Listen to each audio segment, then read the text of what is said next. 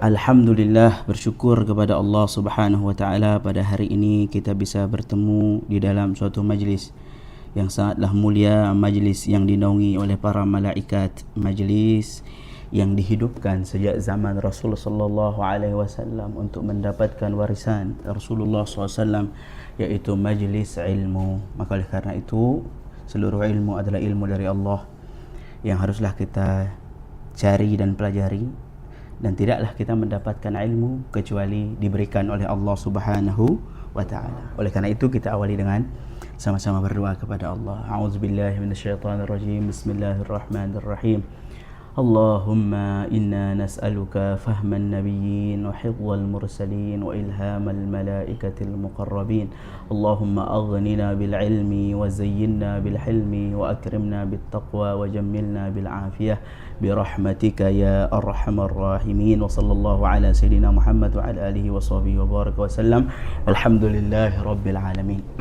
Dan insyaallah yang kita baca pada kelas Kuliatul Muallimin ini adalah kitab yang pertama adalah Ar-Rasulu Al-Muallim. Kitab apa? Ar-Rasulu Al-Muallim wa asalibuhu fit ta'lim. Ar-Rasulul Muallim. Naam, tab'an.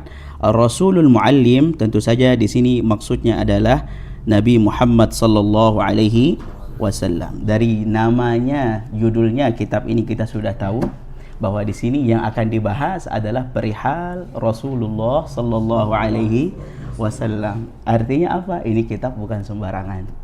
Ini kitab akan membahas manusia yang paling mulia, sosok yang paling agung, manusia yang paling sempurna, yaitu Ar-Rasul. Akan tetapi beliau memiliki jawanib yang begitu banyak. Nabi SAW kalau ditelisik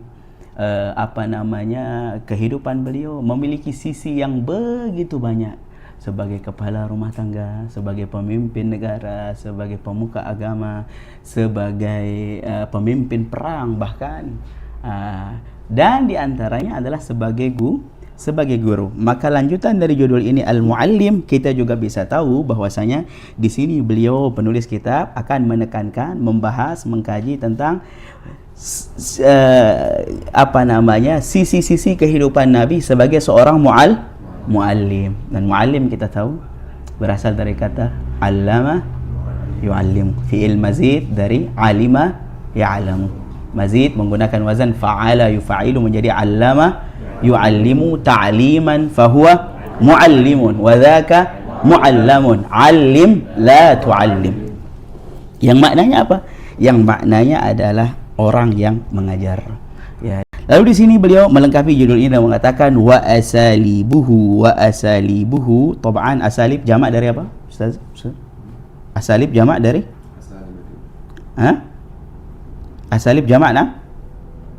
Jamak dari apa asalib? Asalib minal uslub. Uslub bermakna apa? Metode. Nah. Metode. Fi bermakna apa?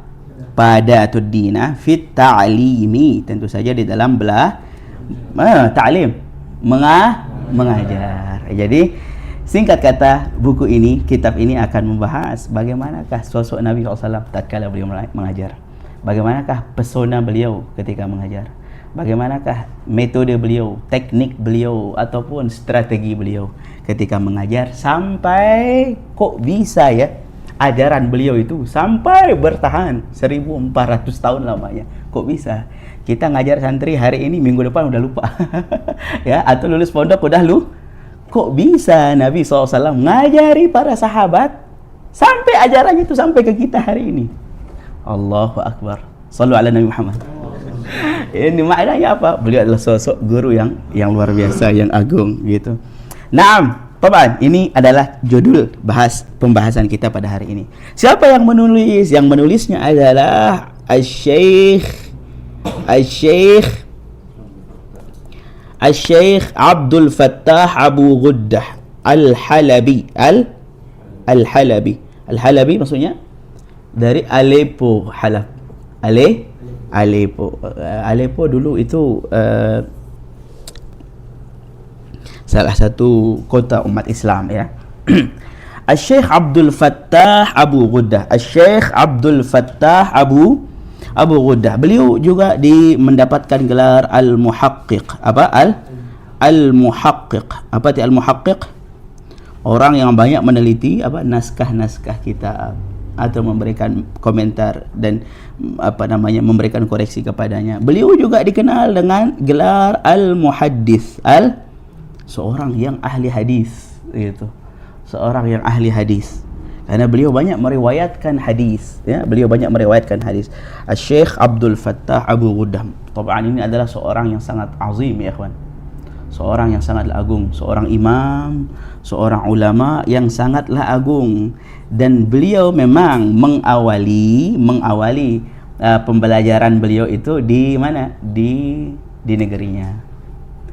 Kemudian pendidikan tinggi beliau lanjut ke mana? Tempatnya Ustaz Mulia, Al-Azhar Asy-Syarif. Beliau mengambil Kuliatus Syariah di Al-Azhar. Tetapi setelah menyelesaikan Kuliatus Syariah, beliau melanjutkan kepada kuliah Al-Lughah. Apa? Al-Lughah. Ya, konon ini agak sulit juga Al-Lughah ini, Maulana. Ya, khususnya di dalam jurusan pedagogi atau pengajaran. Apa istilahnya, guru lah, keguruan, kependidikan lah, begitu kira-kira. Ya. Selesai beliau di Al-Azhar, maka beliau pun balik ke negerinya, ya, ke Halab kalau nggak salah sekarang masuk Suriah, ya. Maka beliau Syekh Abdul Fattah Abu Ghuddah menyelesaikan studinya di Al-Azhar. Setelah itu beliau balik mengajar ke Suriah. Beliau mengajar ke Damaskus, ke negerinya. Setelah itu beliau lama kemudian mengajar di mana? Di Saudi. Meskipun beliau menjadi dosen tamu atau profesor tamu di Sudan atau di tempat yang lainnya, tapi beliau banyak mengajar di mana? Di Saudi, dan wafat juga di Saudi, di Riyadh. Tetapi dalam wafat itu beliau ketika wafat itu beliau ada wasiat. Di wasiat itu beliau mengatakan agar dimakamkan di Baqi. Di Baqi. Baqi di mana? Di pemakaman Baqi. Baqi di mana? Madinah. Pemakaman Baqi di mana? Di Madinah. Oh, masya Allah. Pemakaman Baqi itu auranya masya Allah. Wah, tenang gitu. Ya, itu pemakaman yang sangat luar biasa. Dan beliau dimakamkan di situ. Dan beliau meninggalkan karya yang sangatlah banyak. Disebutkan sebagian peneliti hampir 73 kitab dalam beragam macam jenis-jenis keilmuan. Tetapi memang keahlian beliau, yang spesialis beliau adalah di bidang pendidikan. Jadi memang kalau beliau bicara tentang cara mengajar Nabi, memang itu bidang beliau, bidang pendidikan. Gitu. Profesor pendidikan lah begitu. Dan karena beliau banyak meriwayatkan riwayat dan memiliki sanad yang tinggi dalam hadis, maka juga beliau dikenal dengan Al-Muhaddits, seorang ahli hadis. Padahal beliau di Damaskus itu mengajar usul fiqih. Jadi beliau mutafannin lah, orang yang menguasai banyak cabang keilmuan. Itulah Syekh Abdul Fattah Abu Ghuddah. Dan beliau punya dua anak, meninggalkan dua anak, ada Syekh Muhammad dan ada Syekh Salman. Dan kita mendapatkan sanad Rasul Muallim ini dari putra beliau yang kedua, Syekh Salman Abdul Fattah Abu Ghuddah, yang sekarang masih di Jeddah kalau nggak salah tinggal beliau. Dari wasilah guru kita Syekh Muhammad Azwar Anas yang bersahabat dengan beliau, Syekh Salman Abdul Fattah Abu Ghuddah. Kira-kira itulah. Jadi dari sisi judulnya, ini luar biasa kitab. Dari sisi penulisnya memang cocok kalau dia berbicara tentang ini, karena dia memang pakarnya begitu. Beliau mengajar puluhan tahun namanya, dan berpengalaman dari sisi keilmuan ataupun dari sisi pengalaman luar biasa. Baik, bismillahirrahmanirrahim. Langsung saja kita masuk. Judul sudah, penulis sudah. Berarti kita masuk apa? Muqaddimah.